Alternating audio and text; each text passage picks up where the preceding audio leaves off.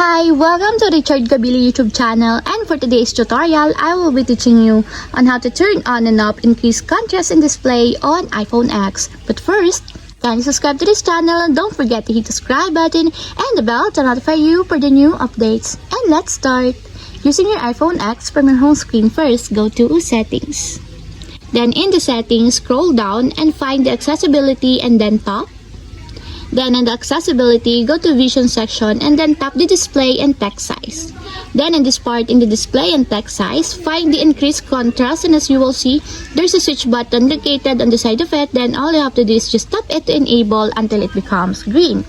When the Increased Contrast is enabled, it increases color contrast between up or ground and background colors. And if you want to disable or turn off, just tap again the switch button just like this.